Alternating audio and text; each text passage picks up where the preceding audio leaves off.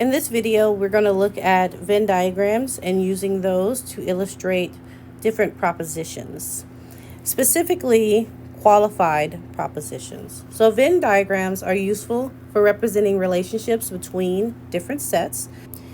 In Venn diagrams, sets are represented as circles inside of the universal set, which is usually a rectangle. A qualifying proposition is a statement asserting a relationship between two sets. Qualified propositions often use words like some, none, or all, and they are important for verifying the validity of arguments.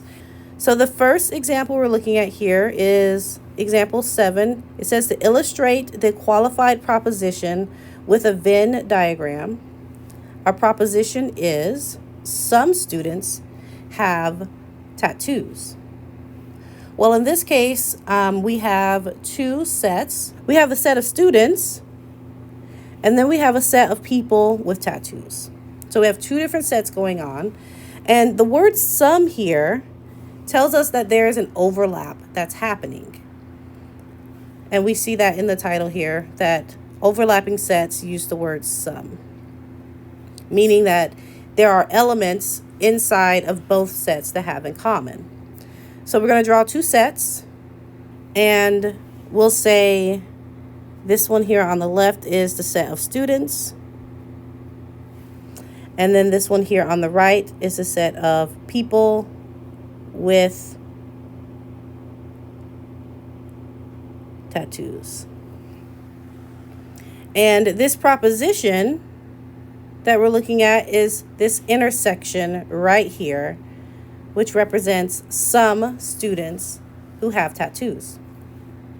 Another type of qualified proposition is a disjoint set.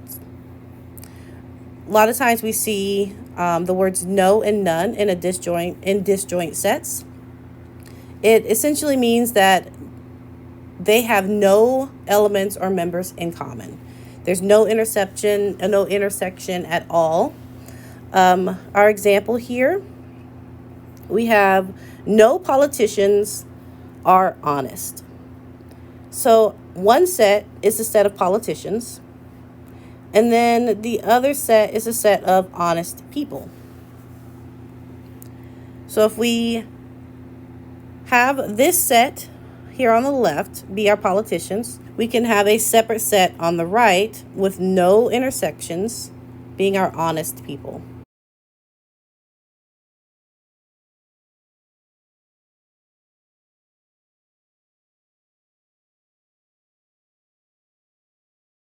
And here we can illustrate the qualified proposition that no politicians are honest.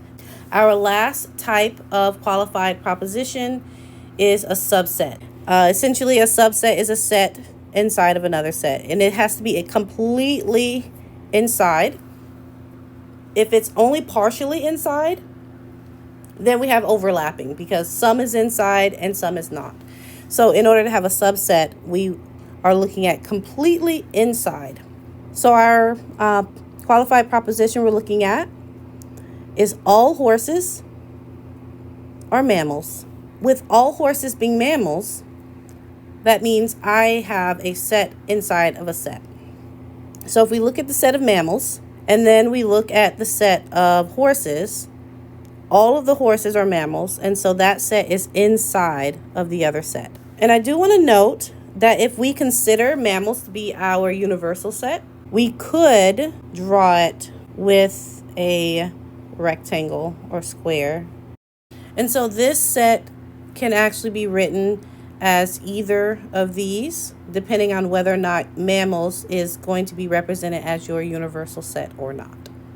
Because all of the horses are inside of the mammals, we have a subset.